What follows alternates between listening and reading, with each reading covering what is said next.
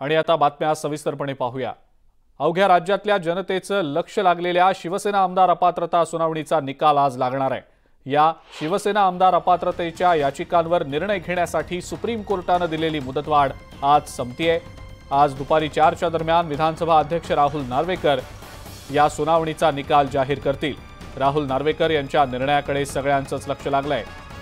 विधिमंडळामध्ये निकालाचं वाचन केलं जाईल आणि त्यानंतर सविस्तर निकालाची प्रत दोन्ही गटांना दिली जाईल। निकालातले ठळक मुद्दे यावेळेला वाचले जातील। अधिक माहिती या संदर्भातली आपण जाणून घेऊया। उदय जाधव आपले प्रतिनिधी आपल्या सोबत आहेत सध्या। उदय, अत्यंत महत्त्वाचा हा आजचा निकाल जो सुनावणार आहेत विधानसभेचे अध्यक्ष, राज्याच्या आगामी राजकारणाच्या दृष्टीने हा दिशादर्शक निकाल असणार आहे आणि देशाच्या दृष्टीने सुद्धा या निकालाकडे सगळ्यांचंच लक्ष लागलेलं आहे। उदय, काय सांगता येईल याबद्दल?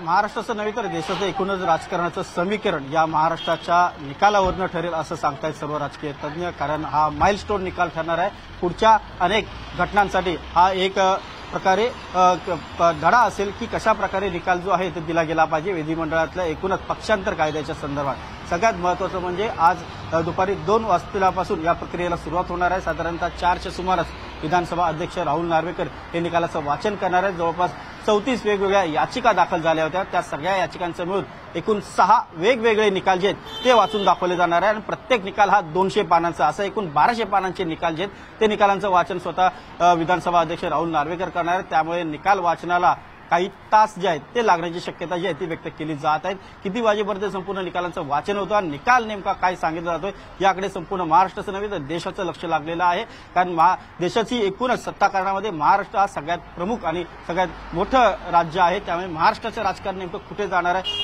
पुढच्या काही महिन्यातच आता लोकसभा निवडणूक आहे, त्यानंतर महाराष्ट्राच्या विधानसभा निवडणुका देखील आहेत। त्यामुळे एकूणच महाराष्ट्राचं सत्ताकारण आणि एकूणच पुढचं राजकीय समीकरण या आजच्या निकालावरती ठरणार आहे। सध्या आपण पाहिलेलं आहे की मुख्यमंत्री एकनाथ शिंदे यांनी देखील या संदर्भात प्रतिक्रिया दिलेली आहे की मेरिटवरती हा निकाल लागणं अपेक्षित आहे, त्यानुसार निकाल लागेल अशी त्यांनी इच्छा जी आहे ती व्यक्त केलेली आहे। मेरिट आमच्या जवळ आहे, आमच्याकडे सर्वात जास्त आमदार असं त्यांनी सांगितलं। तर दुसरीकडे शिवसेना पक्षप्रमुख जे आहेत, ठाकरे गटाचे पक्षप्रमुख उद्धव ठाकरे असतील किंवा नेते असतील त्यांच्या ठाकरे गटाचे संजय राऊत असतील, यांनी सांगितलेलं आहे की या संदर्भात कुठेतरी मॅच फिक्सिंग झालेलं आहे, कुठेतरी काहीतरी आम्हाला त्या संदर्भात गडबड वाटते आहे। मात्र या सर्व गडबडीला उत्तर जे ती देखील दिलेली आहे सत्ताधारी पक्षाकडनं। राहुल नार्वेकर हे त्यांच्या कामानिमित्त गेले होते, त्यांचा मतदारसंघ कुलाबा आहे, त्यामुळे कुलाबा मतदारसंघातल्या अनेक जे विकास कामं चालू आहेत, विशेषतः स्वतः मुख्यमंत्री यांनी सांगितलं की मरीन ड्राईव्ह येथे जो कोस्टल रोडचं काम चालू आहे, कुलाबा इथून जे काही मेट्रोची कामं चालू आहेत त्या कामकाजा संदर्भात ते स्वतः भेटायला आले होते, अधिकृत भेटायला आले होते, त्यांच्या अधिकृत कारमधून ते भेटायला आले होते। त्यामुळे मुख्यमंत्री एकनाथ शिंदे यांनी कुठेतरी पूर्णविराम देण्याचा या वादाला प्रयत्न जो आहे तो केलेला आपल्याला पाहायला मिळतो। दुसरीकडे विरोधक जे आहेत ते आक्रमक झालेले आहेत, ते देखील अनेक आरोप प्रत्यारोप जे आहेत ते करतायत। त्याचबरोबर निकाल काही लागो,